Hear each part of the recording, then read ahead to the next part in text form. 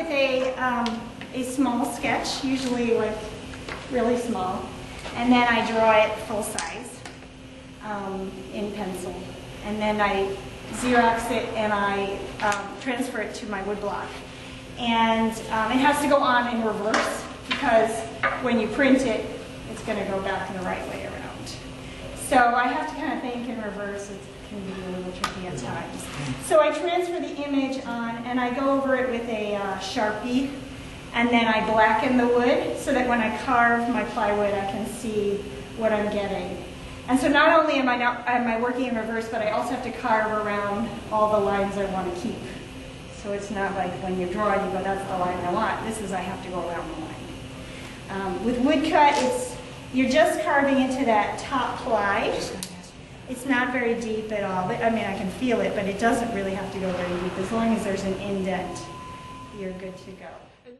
So I'm carving into it. I use a variety of little tiny tools and many, many hours. And then when I go to print it, I'm rolling that ink on the surface. I put a piece of paper on top of that and I run it through the press, and that transfers the ink onto the paper. And then when it's dry, I go back with watercolors. So all the colors you see up here are done by hand with watercolors. And this whole series is made from this one block. So yeah. Wow. And everything is on paper. It's why there's also this poetry, because as I'm creating the images, I'm also, kind of having a dialogue with the work. So I have two sides of my brain, and the visual and the verbal also has something to say. And so I will, at some point in the process, come up with a poem that kind of helps me clarify in words what I'm trying to say visually. So this block, this is a straight print of this block. This is normally how I would work. I would just print it, hand color it, and we'd be done usually. Sometimes I will take them and I will fold them into more of a deep frame, three-dimensional, but I have never done what I did here. This is very new for me. And I've got about 20 pieces in this series, and I had to rip 9 of them out of the series and put them up. So I'm hoping one day to have all of my children, it's Mother's Day, these are all my children, up at one time, at some point. So I kind of, one of the things about this series is I kind of took this butterfly from life to death back into life again, kind of the life cycle of the butterfly. So it reads this direction because I had my statement here.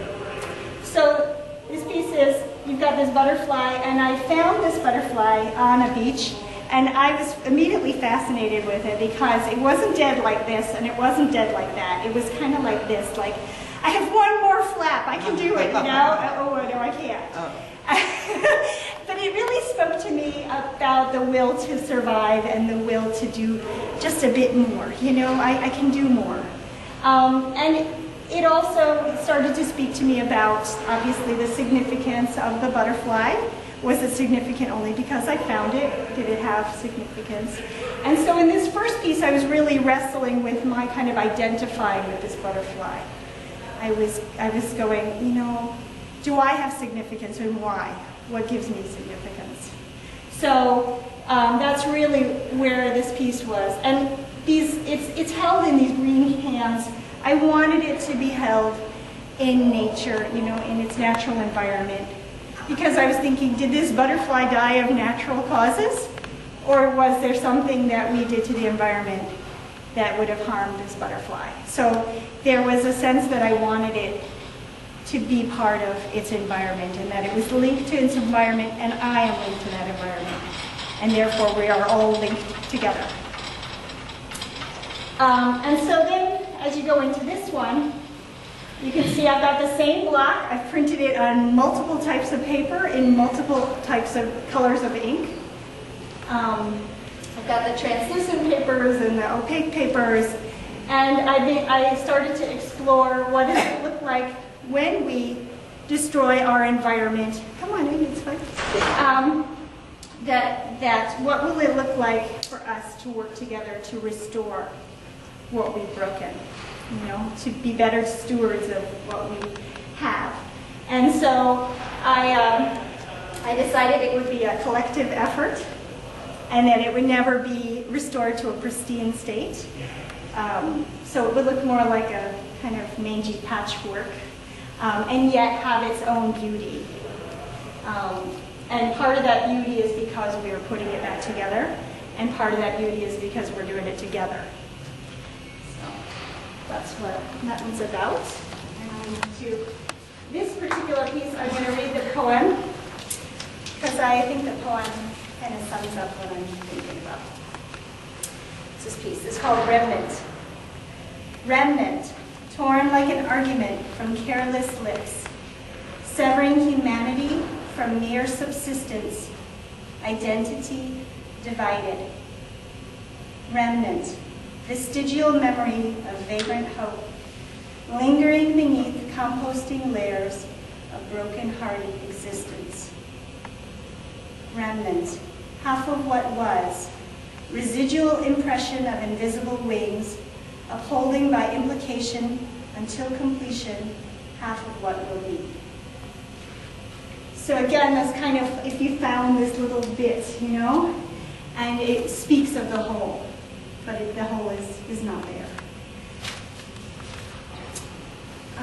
So my butterfly, you can see, is going into more and more depth. And this one, I kind of felt like it went through seasons, like we got the summer and the fall, and now we're heading into winter of the butterfly. It could be depth, it could be, you know, that idea of waiting in the cocoon through change. Because I think a lot of this series is dealing with how much I hate change. And I go, rats, I already changed, why do I have to do that again? You know, because our lives are full of that.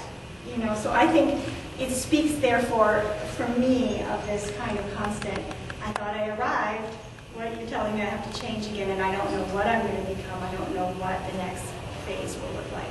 So here we have this kind of waiting, cold, you know, kind of period of time for the butterfly. So I had this walk through I was actually cross-country skiing through the Arboretum in the winter. And, you know, you've got the snow on the ground and the trees and stuff. And I came across these little blood splatters on the ground. And it was really speaking to me about, you know, one person's survival is another person's, you know, loss. Is that cruel? Is that about survival? And so there is loss in those transitions. But there is also that need to keep going. And who wins, who loses? What does it cost to get through a transition? So that's kind of that's why you got these kind of little red streaks going through there. So now he's heading back into spring again. And same block of wood.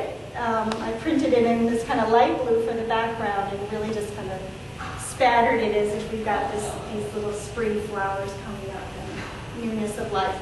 And then I've cut up the print here and I've stitched it back together to make my caterpillar. And the poem really speaks about this. I kind of like this idea that we want to stand out. We kind of, you know, just like this guy, I got my stripes on here, you know, I want you all to notice me. And we all want to be noticed, you know. So we want to do that, but then we don't really want to be noticed that much. Right? And so we also kind of want to fit in and blend in.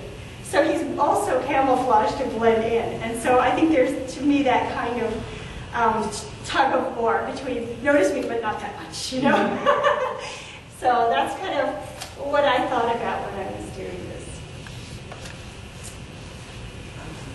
All right, so now he's gone into his little cocoon. Here he's just starting to make it. Now he's fully in it. And what I did was I printed the butterfly and I colored him as if he's almost cooked inside there. You know, he's almost ready to come out. And so you can see the orange wings underneath. But then the stuff on top is, I printed the butterfly on kind of a translucent paper in white ink. And I cut out, there's probably about 40 pieces of paper here to make that kind of gauze-like wrapping, almost like a mummy, you know, that you feel like it could be unwound so it could come out.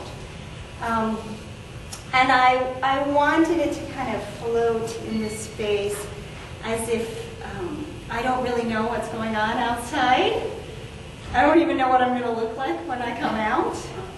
I don't know what threats are out there. There's a vulnerability here and a delicacy here that I wanted to suggest. You know, I'm dangling here in the wind, and I don't really know what that's going to look like when I finally emerge.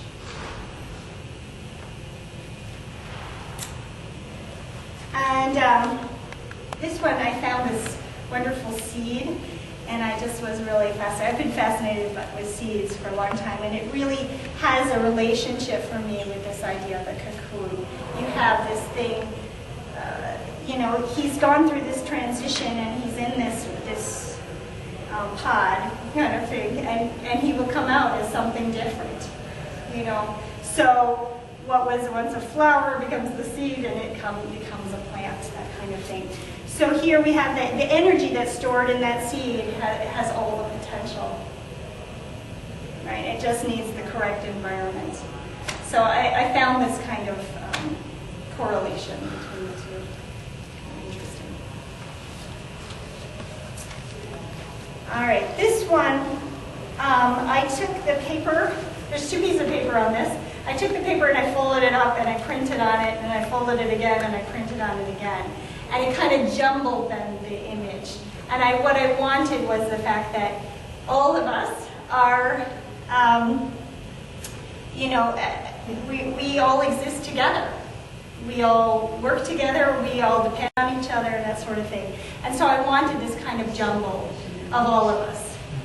And I will read its poem, because I think it describes it well. So it's called Of Many Wings. I was a soul with wings of grace, till gravity's persistent pull on space tumbled me helpless into finite frame, to breathe in lessons of mortal pain, to learn what I have come here for, and plumb the depths of love and sorrow, to savor tastes of tenderness, and wrap my arms around joyfulness, pouring treasured seeds on earthen floor, tending mystery, sacred garden of the soul. What if there were no walls, no doors, no space between us anymore? Of many wings that rain the sky in shades of mist and sunset fire, with shapes that speak of ancient times and shine a beacon for future rhymes. The poetry of collective life in patterned wings lends hope to strife and lifts the faltering flight of those that follow us like symphony bows, tracing melodies to sing. One note spills blends into another until our kites run out of string.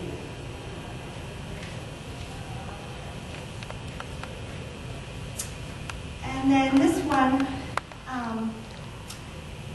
again, that idea of these butterflies in flight and the joy. This one was just kind of pure joy. Those moments where we are no longer bound to time.